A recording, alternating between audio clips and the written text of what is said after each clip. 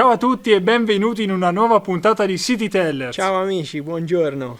Allora, oggi vi abbiamo portato in un luogo dalle bellezze artistiche e naturalistiche incredibili, Sì. magari anche poco conosciuto, ma che merita di essere scoperto. Siamo a Castel di Fiori. Allora Gianni, dacci qualche indicazione geografica. Allora, ci troviamo in provincia di Terni e nel comune di Montegabbione, da cui il borgo di Castel di Fiori dista circa 2 chilometri. Dei rilevamenti archeologici che sono stati fatti in questa zona testimoniano la presenza dell'uomo nell'area fin dai tempi più antichi, fin dalle epoche più remote. Tuttavia il borgo ci appare, no, nel suo splendore medievale, è cinto da delle mura e ci sono due elementi poi caratterizzanti che caratterizzavano il borgo medievale di Castel di Fiori: il castello, che oggi è ridotto in forma di rudere, e poi la torre del paese. Ma adesso, per scoprire bene questi monumenti, questi luoghi di interesse, e per vederne degli altri, io direi che Certo. possiamo entrare.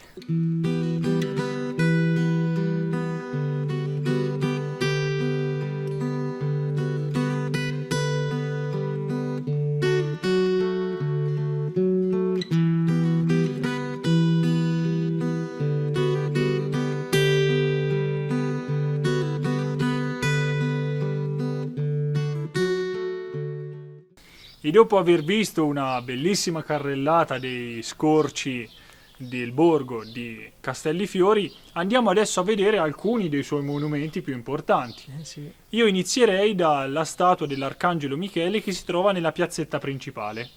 Questa statua è una copia di una statua preesistente che si trova in Puglia e, come il suo corrispettivo pugliese, qui San Michele è rappresentato in un atteggiamento guerreggiante, possiamo definirlo così, con la corona in testa, la spada pronta ad infilzare il diavolo che si trova ai piedi dell'arcangelo, anzi non si trova ai piedi, si trova proprio schiacciato dall'arcangelo Michele.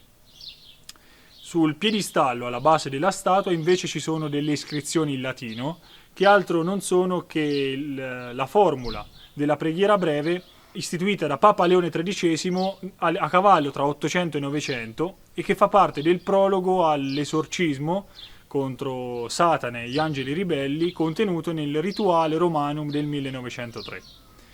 La statua fu realizzata tra l'altro da Michele Perla. Michele Perla, la curiosità riguardante questo scultore, è che è l'ultimo dei San Michelari.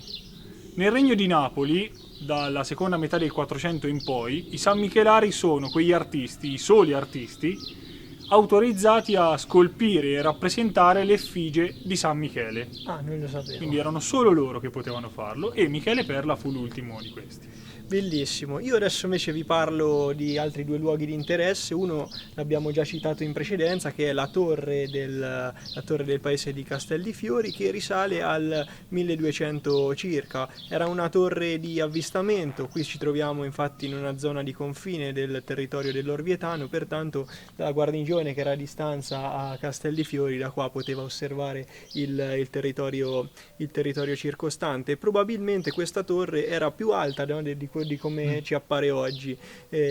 Tuttavia ha subito poi nel corso del tempo numerosi rifacimenti e rimaneggiamenti, uno nel 1930 e invece l'ultimo nel 1980, che è quello che ha conferito poi alla torre l'aspetto che vediamo oggi.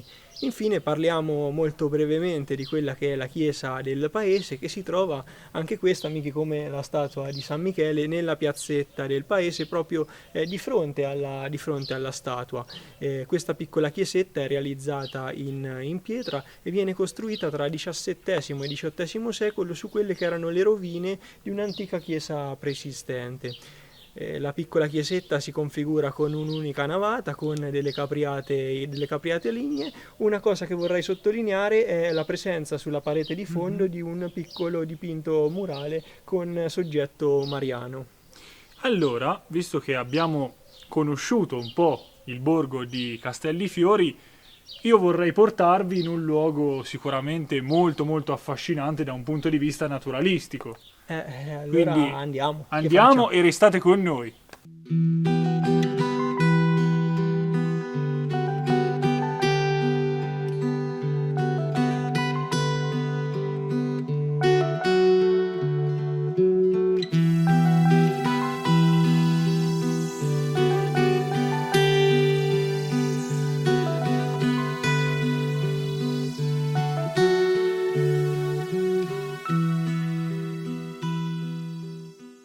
Allora, stiamo lasciando il borgo di Castel di Fiori. Michi, adesso dove siamo diretti? Perché qui ci stiamo incamminando in un sentiero in mezzo al bosco. Eh sì, stiamo andando in un luogo magnifico, un luogo immerso nel verde, dove la natura è veramente lussureggiante.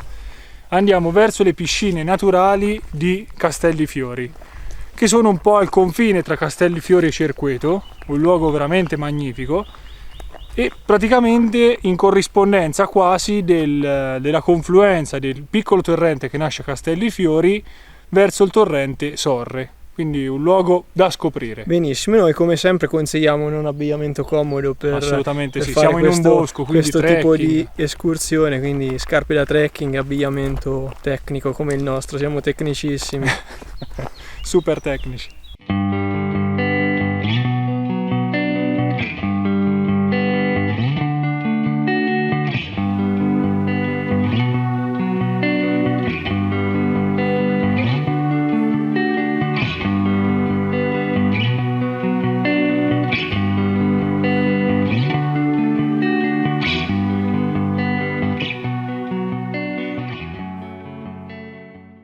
Siamo giunti in uno dei punti più spettacolari di questa escursione. Come potete ben vedere ci troviamo davanti ad una bellissima cascata.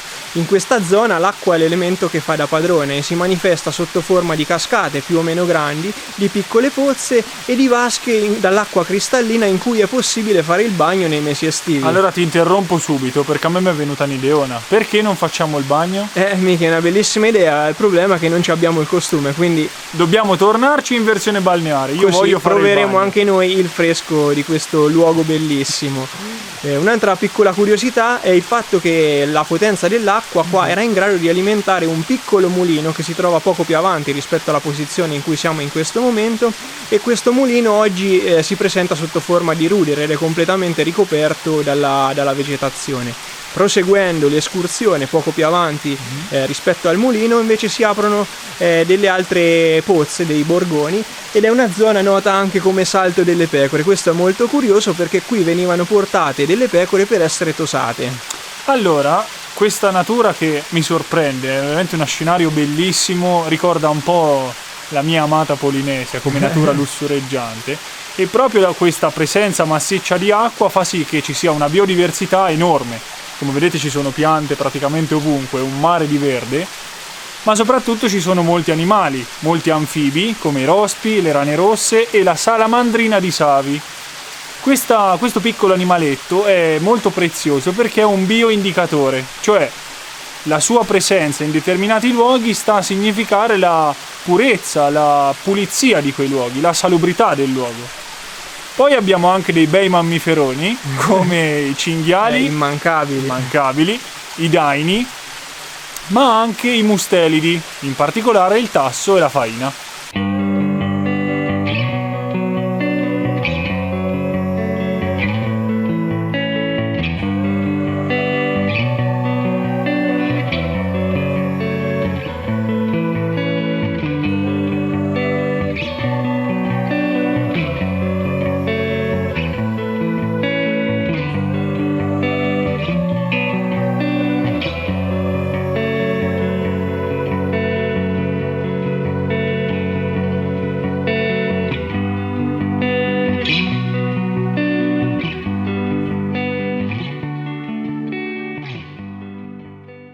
Siamo giunti al termine di questa esplorazione di oggi qui a Castel di Fiori. Miki, è stato un viaggio molto interessante. Sì, assolutamente. E abbiamo scelto uno scenario incredibile per salutarvi e darvi appuntamento alla prossima puntata. Come sempre speriamo di avervi anche ispirato poi a venire sul posto incuriosito e a vedere queste meraviglie dal vivo.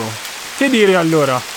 Mettete mi piace al video se vi è piaciuto, Iscrivetevi al canale, è fondamentale questo. Assolutamente. Non vi costa niente e per noi è una soddisfazione. una grandissima soddisfazione ogni iscritto che arriva. Poi i commenti dicendoci le vostre impressioni e soprattutto magari suggerendo altre tappe che possiamo visitare, Certo. perché no? Attivate la campanellina per rimanere sempre aggiornati e seguiteci sui nostri social perché ogni tanto facciamo dei post carini. Ogni tanto, Ogni quando tanto. ci viene bene. Quando abbiamo l'ispirazione.